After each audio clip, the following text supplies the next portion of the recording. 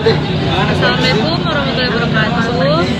Saya Andi Tasya Duranisa Pratiwi dari kelas B Akuntansi Terapan dengan NIM 2009 016 020 47. Di sini saya akan mau menjelaskan tentang pengujian hipotesis.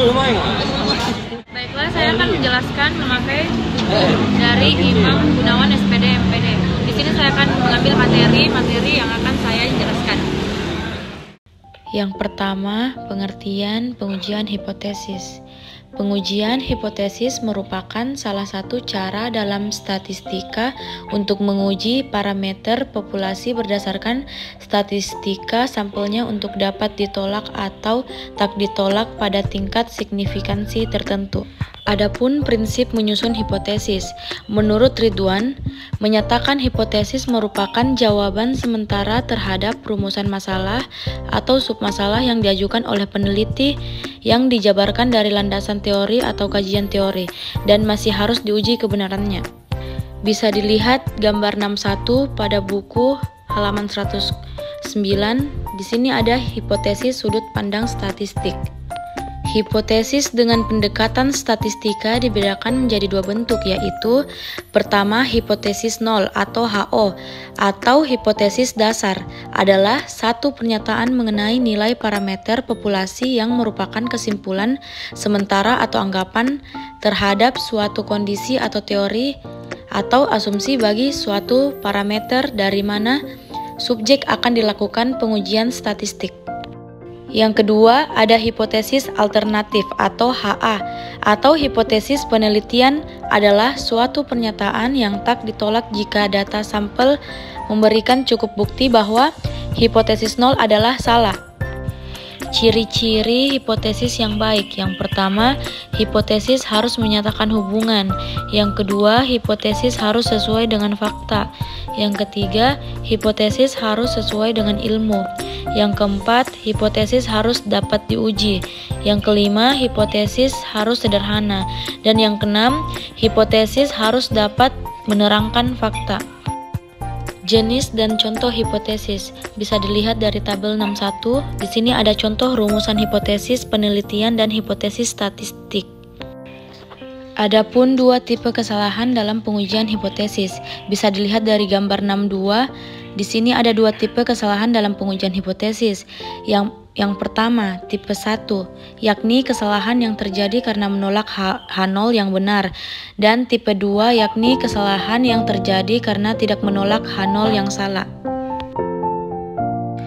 Analisis kesalahan uji hipotesis. Berdasarkan tabel 62, dapat diketahui ada dua macam kesalahan. Yang pertama, kesalahan tipe 1, yaitu menolak H0, padahal H0 benar. Makin besar A, makin besar kemungkinannya bahwa H0 akan ditolak secara keliru. Artinya, makin banyak kemungkinannya kesalahan tipe 1 akan dibuat. Yang kedua, kesalahan tipe 2B, yaitu tidak menolak H0, padahal H0 adalah salah. Nilai spesifik A dan B seharusnya ditentukan terlebih dahulu sebelum melakukan penelitian. Langkah-langkah dalam pembuktian hipotesis adalah: langkah pertama, nyatakan H0, bersamaan dengan itu peneliti juga menyatakan hipotesis alternatif. Hipotesis alternatif tak ditolak jika H0 ditolak. Langkah kedua, tentukan taraf signifikannya. Biasanya peneliti memilih 0,05 atau 0,01. Taraf signifikansi adalah peluang dalam membuat kesalahan tipe pertama.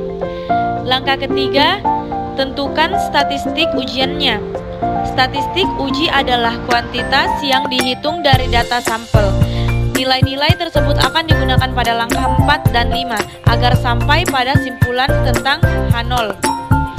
Langkah keempat, tentukan aturan untuk mengambil keputusan berdasarkan taraf signifikansi yang telah ditetapkan pada langkah 2 dan distribusi sampel dari statistik uji atau langkah 3. Dan yang terakhir, langkah 5. Pilih sampelnya, Kemudian, dengan menggunakan sampel tersebut, hitung nilai statistik uji. Akhirnya, gunakan aturan pengambilan keputusan seperti yang telah ditentukan pada langkah 4 untuk membuat keputusan, yaitu apakah menolak H0 atau tak menolak H0. Statistika untuk menguji hipotesis. Statistika adalah ilmu atau seni yang berkaitan dengan tata cara atau metode pengumpulan data, analisis data, dan interpretasi hasil analisis untuk mendapatkan informasi guna penarikan kesimpulan dan pengambilan keputusan. Statistika menunjukkan suatu pengetahuan yang berhubungan dengan cara-cara pengumpulan fakta, pengolahan, penganalisisan, dan penarikan kesimpulan serta pembuatan keputusan yang cukup beralasan berdasarkan fakta yang ada. Analisis data merupakan tindakan mengolah data hingga menjadi informasi yang bermanfaat dalam menjawab masalah statistik. Dalam desain riset, perlu direncanakan dengan baik alat analisis yang akan diterapkan untuk menganalisis data. Secara umum, dalam memilih teknik statistik yang digunakan dalam penelitian, khususnya dalam melakukan analisis data, harus memerhatikan jenis data, apakah nominal, ordinal, interval, atau rasio. Variabel apakah relate atau independen, dan bentuk hipotesis yang digunakan. Statistik dapat berguna dalam penyusunan model, perumusan hipotesis, pengembangan alat pengambil data, penyusunan rancangan penelitian, penentuan sampel, dan analisis data, yang kemudian data tersebut diinterpretasikan sehingga bermakna. Hampir semua penelitian ilmiah dilakukan terhadap sampel kejadian, dan atas dasar sampel itu ditarik suatu generalisasi. Suatu generalisasi pasti mengalami error. Disinilah salah satu tugas statistik bekerja atas dasar sampel bukan populasi. Dengan demikian, pengujian hipotesis dapat dilakukan dengan teknik-teknik statistik.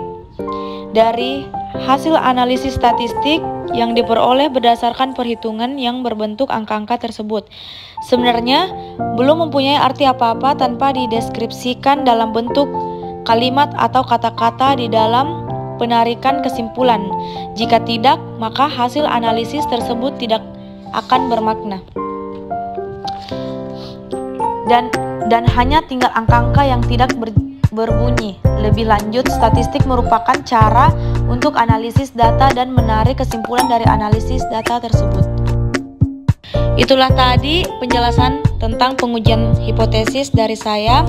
Lebih dan kurangnya mohon dimaafkan. Wassalamualaikum warahmatullahi wabarakatuh.